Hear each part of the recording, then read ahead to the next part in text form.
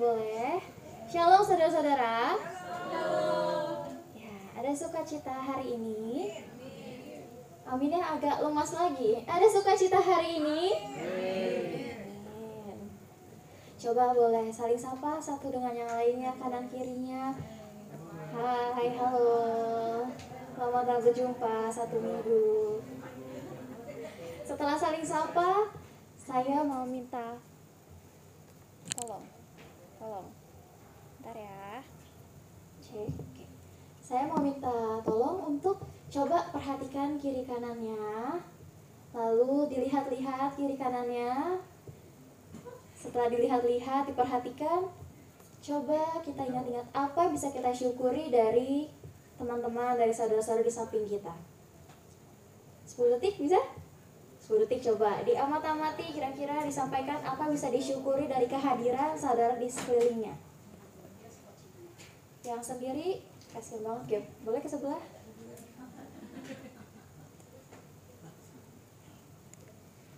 Sudah? Oke, coba salah satu. Ayah, apa yang ayah syukuri dari kehadirannya Pak Tenggo? Teman ngobrol, berarti ada kehadiran. Oke. Kak Indah, apa yang disyukuri Kak dari kehadiran suami tercinta? Widih, yang baru datang. Halo. Natio. Asik, mengisi kekosongan yang hampa. Sedap. Berikutnya, Gabriel, apa yang bisa disyukuri dari kehadirannya Sam?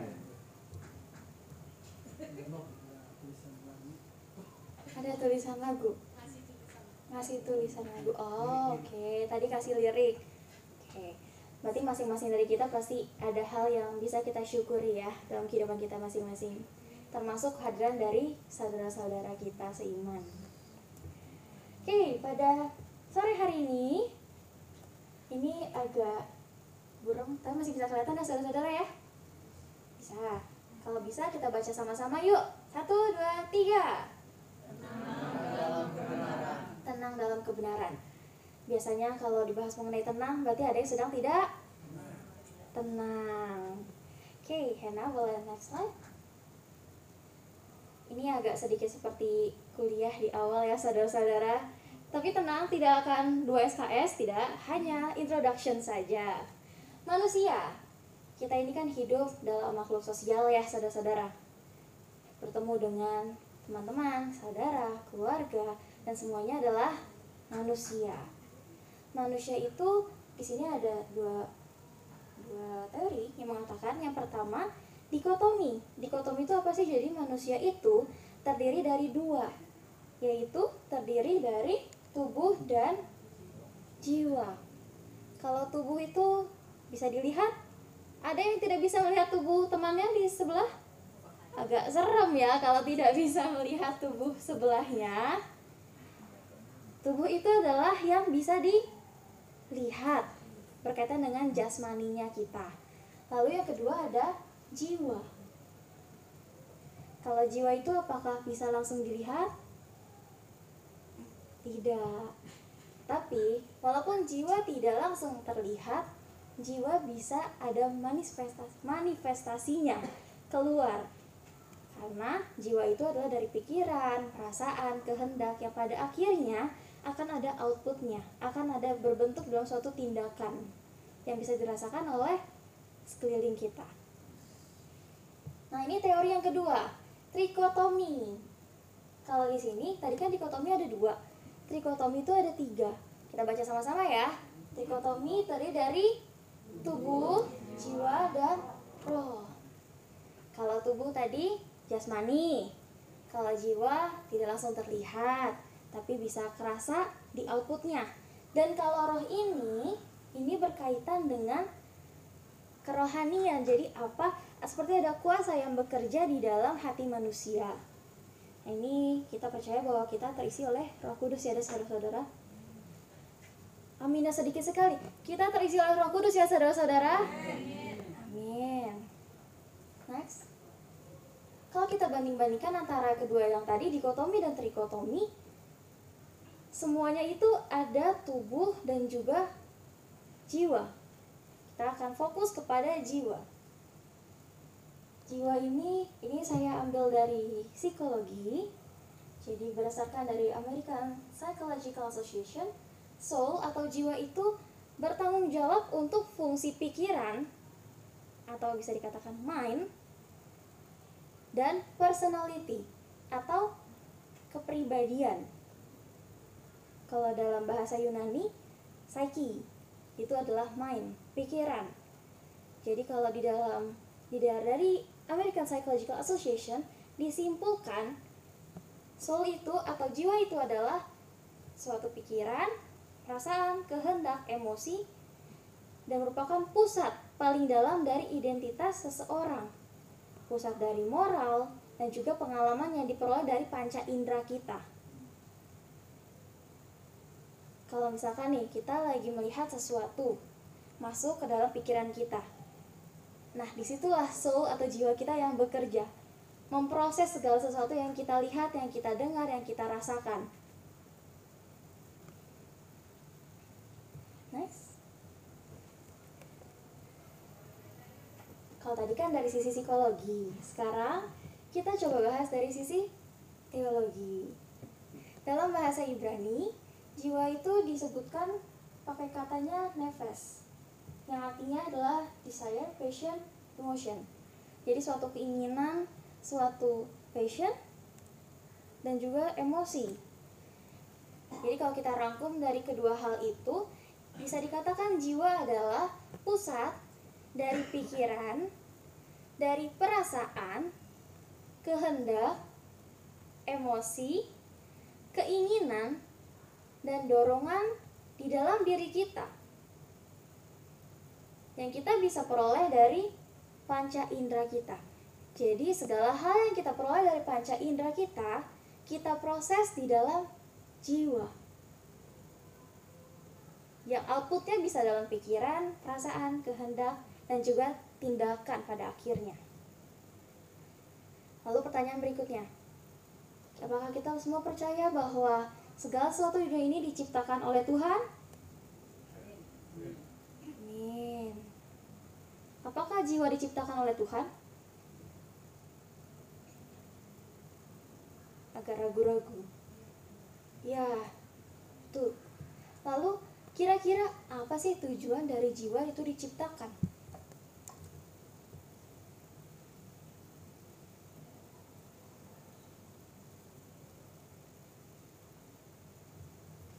Ada yang mau bantu jawab? Kira-kira apa sih tujuan dari jiwa diciptakan?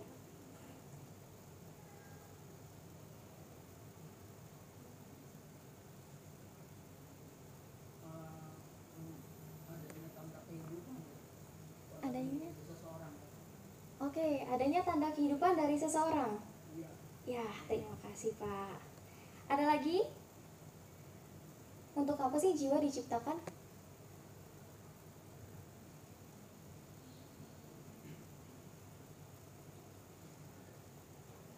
Untuk menyatakan bahwa seseorang itu hidup, dia memiliki jiwa kan? Ya, terima kasih Pak. Untuk menyatakan seseorang hidup dia memiliki jiwa. Ya, betul. Karena jiwa adalah merupakan suatu inti dari manusia itu sendiri. Karena semuanya diproses oleh jiwa. Seperti yang tadi sudah disampaikan bahwa jiwa itu pikiran, perasaan, kehendak, dan emosi manusia.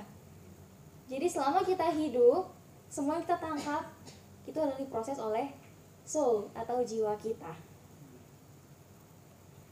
Lalu tadi sudah dibahas mengenai kenapa sih Tuhan menciptakan jiwa. Tadi Bapak bantu jawab, Bapak bilang kalau jiwa itu diciptakan sebagai suatu identitas inti dari manusia ya Pak ya, tanda-tanda bahwa manusia itu hidup. Ya. Lalu kita tarik lagi lebih jauh. Kenapa sih harus seperti itu? Kenapa harus ada pikiran? Kenapa harus ada perasaan, kehendak, emosi yang Tuhan ciptakan di dalam diri kita?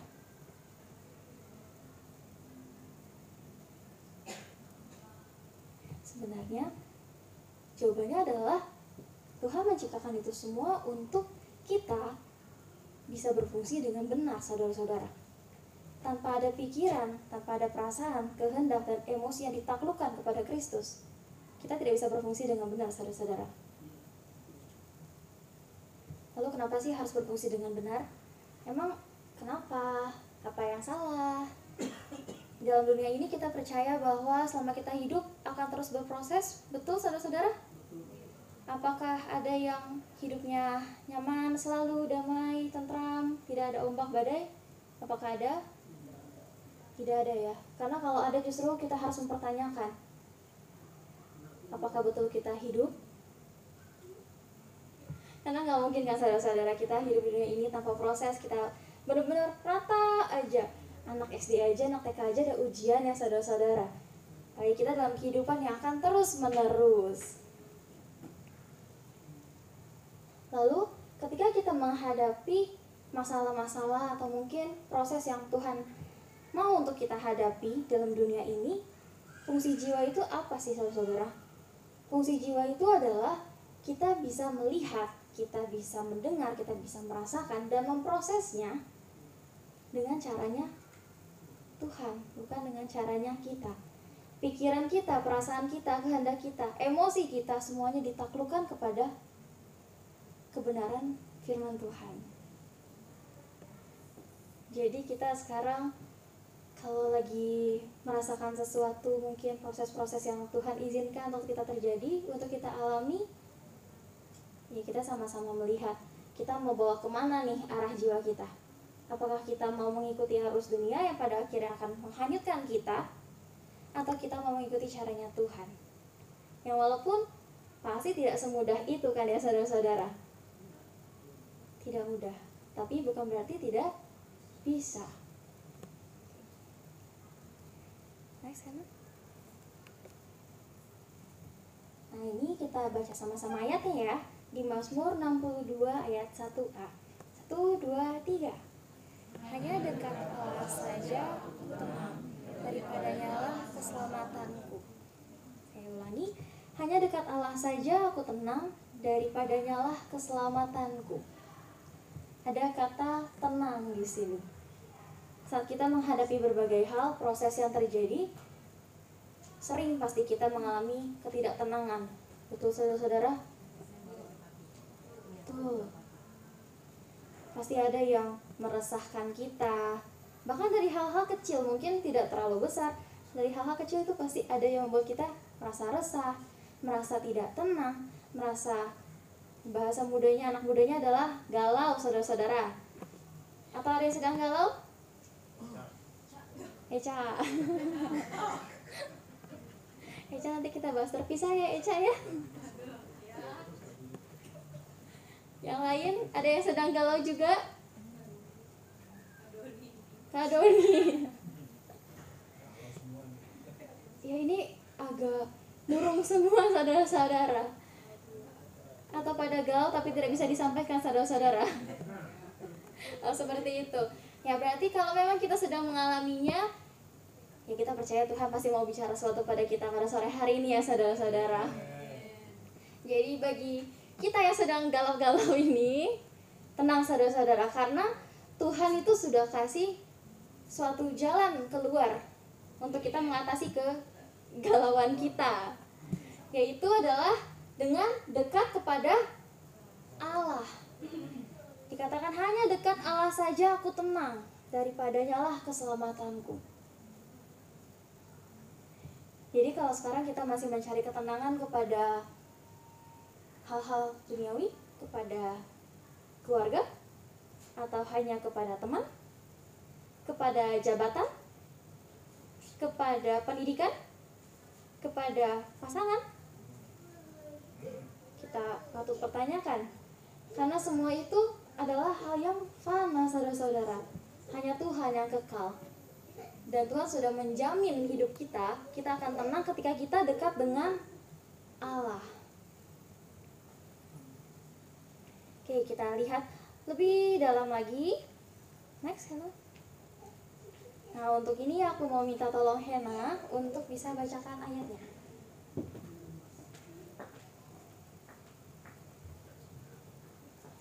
Psalm 62 verse 1.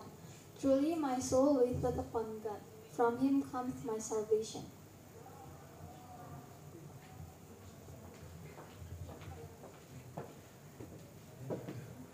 Terima kasih Hana. Nah ini kita akan bahas dari King James versionnya.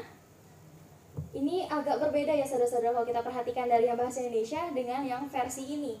Kalau di bahasa Indonesia kan tadi dikatakan bahwa hanya dekat Allah saja aku tenang. Hanya dekat Allah saja aku tenang. Tapi kalau kita lihat di terjemahan yang King James version, dikatakan bahwa jiwa kita sungguh-sungguh menantikan akan Allah. Kenapa tenang disandingkan dengan menanti-nantikan Allah dengan sungguh-sungguh?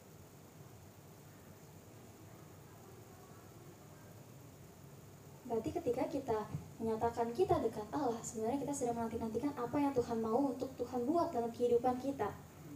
Dan ketika kita memahami itu, kita pasti akan tenang saudara-saudara. Walaupun mungkin kita tidak melihatnya sekarang, tapi ketenangan itu pasti akan ada kalau kita mengerti dan paham.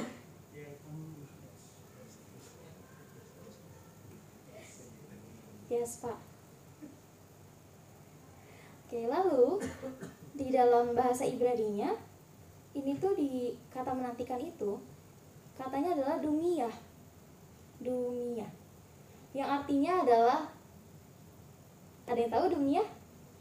Selain pastor. Ya.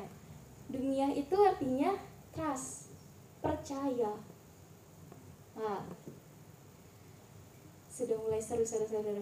Nah, saya semangat sekali entah kenapa saat saya tahu arti ini trust, percaya. Kan kalau kita dari secara kasat mata kok beda banget ya, kenapa menanti-nantikan? Padahal di dalam bahasa aslinya disebutkan dengan kata percaya. Tapi kalau kita tarik lagi, kita kaitkan, kita lihat secara besar, ternyata di sini tuh dikatakan adalah bukan hanya dekat yang penting aku dekat aja, seasal dekat aja, tapi kita percaya. Kedekatan yang dimaksud ini adalah kedekatan yang sampai kita bisa percaya kepada Tuhan. Contoh, kita lagi pergi bersama dengan teman kita. Ada tiga kondisi. Pertama, pergi dengan teman, pergi dengan sahabat, dan yang ketiga pergi dengan keluarga. Kita akan merasa lebih tenang saat pergi dengan keluarga. Kenapa? Ada kepercayaan lebih. Ada kepercayaan lebih. Atau sini ada yang kebalik? Yang lebih ada yang di sini lebih tenang pergi bersama dengan temannya daripada keluarganya? Oh, dengan sahabat. Oke, Pak, luar biasa. Gabriel, lebih tenang pergi bersama dengan pacar? Tidak ada di sini. Ya, dengan di rumah, berarti dengan keluarga ya tetap ya. Bagaimanapun pasti akan ada perbedaan saudara-saudara ketika kita mengatakan iya kita dekat sih, tapi ada suatu level trust, suatu tingkat kepercayaan itu yang berbeda saudara dengan satu orang dengan individu lain, tergantung dari relasi kita. Kalau saya rasa saya nggak mau kalau misalkan harus melakukan hal yang sangat penting bersama dengan orang yang tidak saya percaya. Ya, semua orang harusnya gitulah ya. Nggak mau melakukan hal yang sangat penting bersama dengan orang yang tidak kita percaya. Karena apa? Karena kita tahu ini hal yang penting dan kehidupan kita ini merupakan hal yang penting saudara-saudara. Maukah kita diam dalam kehidupan ini dengan orang yang tidak kita percaya? Dengan ketidakpastian semua yang ada di dunia ini? Enggak. Pada umumnya semua orang pasti mau untuk ada satu pegangan yang pasti. Dan sekarang kita sebagai anak-anak Tuhan, kita punya pegangan itu, yaitu Tuhan Yesus, yang pasti akan memberikan kita ketenangan asal kita hidup benar. Asal kita bisa percaya kepada kebenaran dan kepada Tuhan. Oke, next. Nah, ini yang tadi tenang dan trust. Kita harus bisa percayakan seluruh hidup kita kepada Tuhan. Ada satu kisah yang pasti sudah banyak sekali yang tahu dan sudah sering di-share, diceritakan. Masih ada yang ingat pasti? Di Niagara Falls, air terjun Niagara, waktu itu ada seorang pria yang dia tuh bisa melintasi dari satu sisi ke satu sisinya dengan menggunakan tali gitu. Jadi seutas tali, dia jalan di atasnya menyeberangi air terjun tersebut. Ada yang familiar dengan cerita itu? Sangat familiar. Oke. Semi, boleh tolong ceritakan? Sini dong, biar ada mic-nya.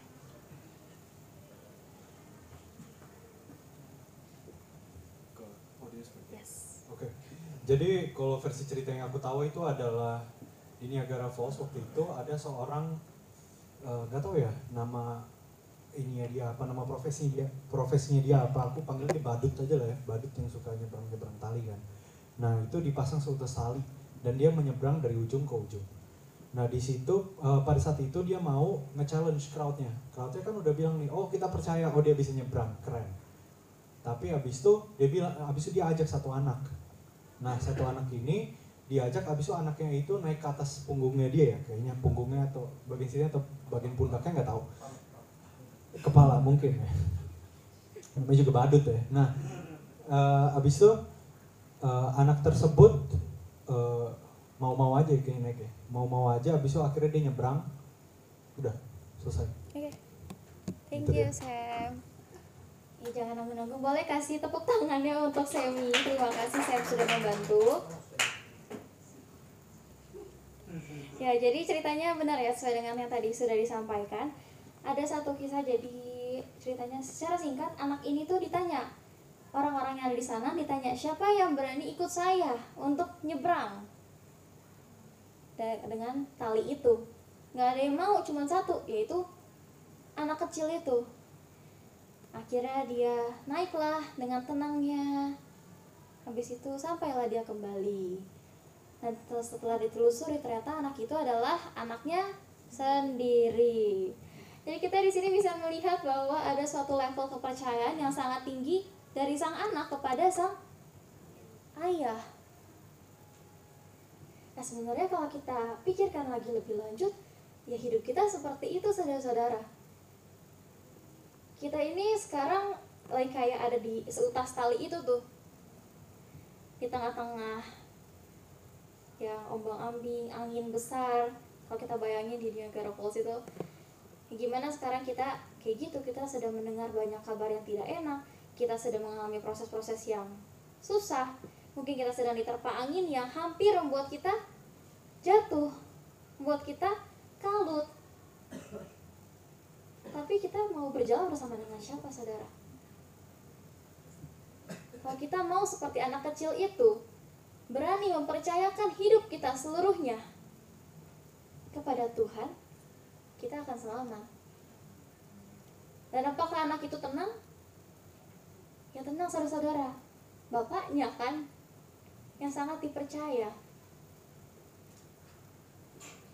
Contoh yang kita sering lihat sekarang di sini, BK.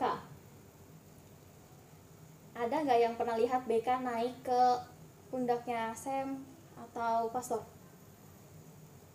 Pasti pernah ya. BK itu suka naik dan tiba-tiba menjatuhkan diri. Betul, Pastor? Betul, Sam? Betul, Gap? Ya, BK itu sering seperti itu. Mungkin karena menurut BK ini seru. Tapi kenapa bisa melakukan itu berulang-ulang dan happy? Ya karena tahu gak bakal jatuh, pasti ditangkep. Dan BK dengan tenang melakukan itu. Hal sederhana yang kita lihat sebenarnya bisa merupakan salah satu cara dari Tuhan untuk kita bisa sadar harusnya tuh kita gimana sih hubungan kita dengan Tuhan. Karena mau badainya segimanapun, ketika kita memiliki relasi dengan Tuhan sedekat itu, sampai kita bisa sepercaya itu, mempercayakan seluruh kehidupan kita kepada Tuhan, kita bisa tenang, saudara-saudara. Jadi kaum galau yang tadi, apakah masih galau? Tambahkanlah imanku. Ya kalau masih sekarang wajar lah ya, kita tidak bisa berubah dalam satu klik, enggak. Tapi ada proses dan kita percaya Tuhan yang akan menuntun kita setiap prosesnya gitu ya saudara. Oke, lalu berikutnya Hena, cara untuk kita bisa trust, untuk kita bisa percaya. Kita baca sama-sama. 1, 2, 3. Jadi iman timbul dari pendengaran dan pendengaran oleh firman Kristus. Jadi iman timbul dari apa saudara? Pendengaran akan oleh firman Kristus. Amin. Jadi ketika kita bilang, oke, ini kan poinnya, ya berarti aku bisa nih tenang asal aku bisa percaya kepada Tuhan. Tapi gimana cara bisa kita untuk percaya? Ya kembali kepada firman. Bagaimana kita bisa percaya tanpa kita tahu kebenaran itu sendiri? Karena kalau kita tidak membaca, kita tidak mendengar firman, artinya kita mengetahui hal yang tidak benar. Atau salah-salahnya lagi, kita bisa mempercayai hal yang tidak benar. Jadi penting sekali kita untuk bisa mengenal terlebih dahulu siapa Allah kita, yang sudah tertulis dengan lengkap dan suatu kebenaran di dalam Alkitab, dalam firman Kristus. Ya sama lah ceritanya ini, kayak contoh lagi menjalin hubungan. Apakah mungkin kita bisa percaya kepada orang tersebut kalau kita tidak mengenalnya terlebih dahulu? Echa mungkin mau menjawab?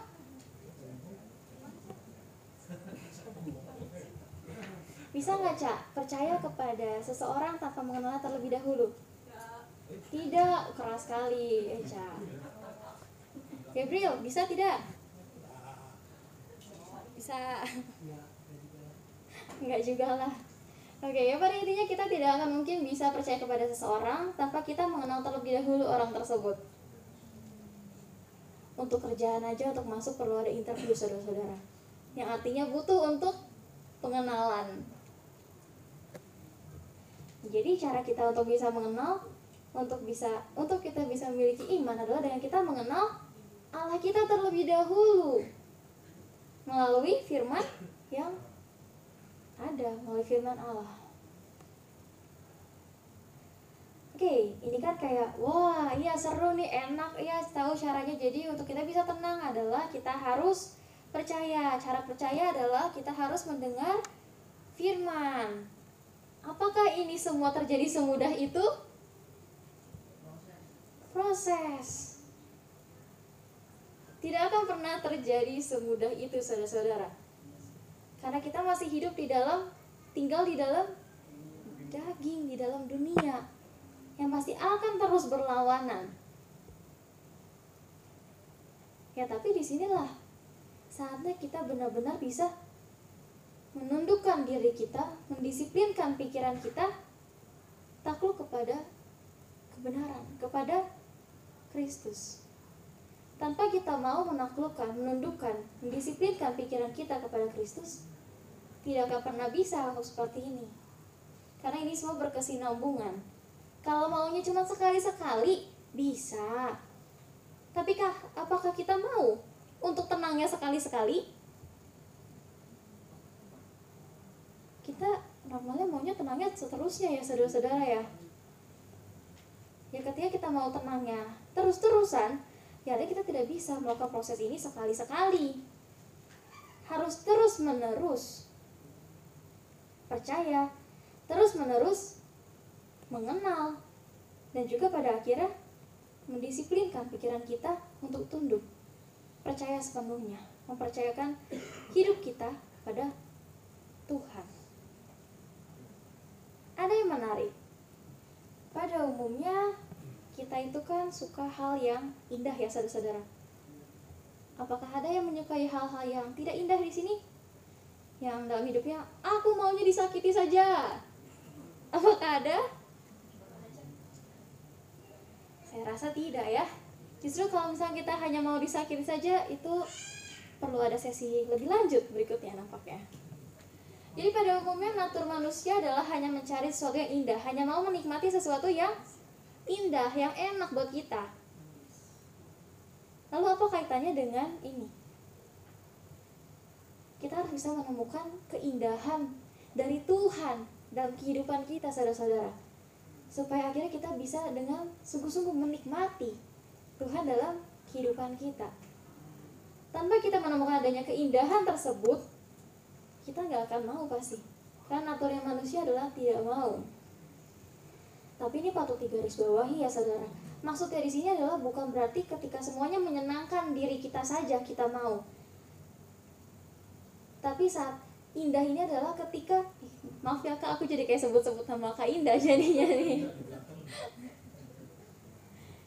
Ya jadi yang dimaksud di sini adalah bukan memberi makan daging kita, tapi indah bagi roh kita, bagi jiwa kita.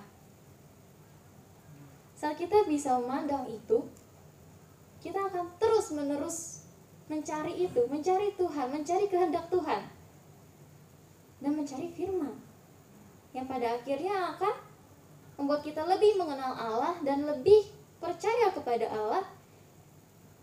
Dan efeknya kita bisa tenang saudara, walaupun harus menghadapi segala hal, gelombang dunia ini, gejolak dunia ini. Kalau di dalam psikologis, ini ada kasus. Jadi, Natura kan tadi manusia sukanya hal-hal yang indah. Tapi ada hal seseorang, pihak-pihak tertentu, individu yang sukanya itu disakiti. Atau bahkan menemukan kepuasan, menemukan kenikmatan saat menyakiti dirinya sendiri. Agak lain ya saudara-saudara. Agak berbeda dengan natur manusia pada umumnya. Lalu apa sih kaitannya? Kita harus benar-benar perhatikan apa yang kita anggap indah selama ini. Kalau kita menganggap indah hal yang salah, efeknya akan fatal dalam kehidupan kita.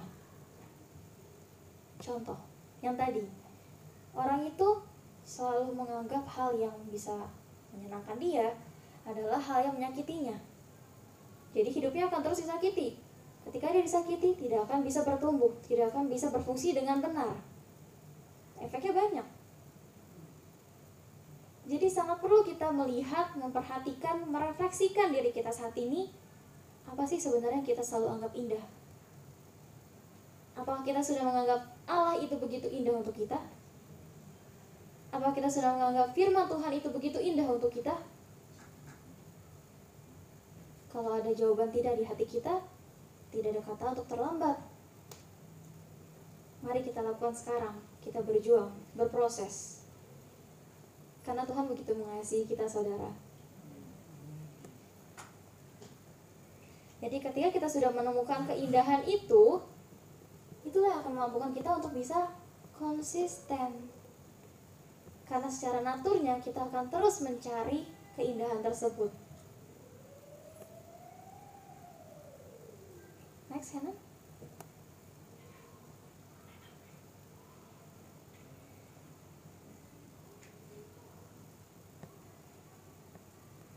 Oke, sebentar ya. Ada satu ayat lagi, kita baca bersama-sama ya. 1, 2, 3. Iman adalah dasar dari segala sesuatu yang kita harapkan dan bukti dari segala sesuatu yang tidak kita lihat. Iman adalah dasar dari segala sesuatu yang kita harapkan dan bukti dari segala sesuatu yang tidak kita lihat. Ketika kita bisa percaya kepada Tuhan, walaupun saat ini kita tidak melihat apa sih yang Tuhan mau buat dalam kehidupan kita, sampai kita harus mengalami proses A, B, C, D, sampai mungkin rasanya gak ada enak-enaknya ini, gak kelihatan sama sekali ujungnya bakal seperti apa. Tapi ketika kita percaya kepada Tuhan, ini adalah keindahan yang Tuhan kasih sebenarnya saudara. Karena iman itu adalah bukti dari segala sesuatu yang tidak kita lihat. Jadi walaupun kita belum lihat itu sekarang, tapi kita bisa melaluinya hari demi hari. Itu merupakan bukti penyertaan Tuhan dalam kehidupan kita saudara. Bukti kasihnya Allah kepada kita. Dan ada harapan saudara. Dasar dari segala sesuatu yang kita harapkan. Saat kita menempatkan itu semua di dalam Tuhan, kita percaya bahwa nanti Tuhan sudah siapkan semuanya itu pada waktunya Tuhan. Satu persatu pada waktunya Tuhan. Dan semua proses yang Tuhan izinkan kita untuk alami sekarang tidak akan menjadi suatu hal yang sia-sia saudara. Kan gak mungkin dong Allah iseng kan, buat Eca kayak gini, buat Ben kayak gini, temeninnya dapat temennya yang menyebalkan. Ya kan gak mungkin seiseng itu Tuhan. Pasti ada sesuatu yang mau Tuhan nyatakan di dalam kehidupan kita masing-masing. Jadi kalau saat ini kita belum melihat apa goalnya, apa sih yang Tuhan mau nyatakan, kita coba remind lagi di dalam benak kita, dalam pikiran kita, kalau semua ini merupakan keindahan dari yang Tuhan sudah berikan kepada kita. Bukti penyertaan Tuhan hingga kita masih ada sampai detik ini, masih bisa untuk melalui semuanya bersama dengan Tuhan. Ya, karena masa depan sudah Tuhan siapkan ya saudara. Amin. Anak muda semangat sekali. Ada apa dengan masa depan? Cerah. Jadi apapun prosesnya, mari kita percaya karena masa depan sudah Tuhan siapkan yang terbaik. Tapi untuk percaya kita perlu untuk mengenal. Sebelum kita bisa mengenal, kita harus kembali kepada firman. Dan setelah itu semua kita akan bisa tenang saudara-saudara. Tenang belum tentu aman sih sebenarnya kalau dari daging kita. Tapi walaupun rasanya gak aman, tenang aja karena sama Tuhan. Anak kecil itu juga kok kalau dilihat dia gak aman, tapi dia tenang. Dan dia tahu jalannya sama siapa, sama ayahnya, dia pasti aman. Oke, next. Kalau kita bisa simpulkan, kepercayaan kita kepada Tuhan merupakan sikap tunduk mendisiplinkan pikiran kita dengan tenang. Kita baca sama-sama ya. 1, 2, 3. Kepercayaan kita kepada Tuhan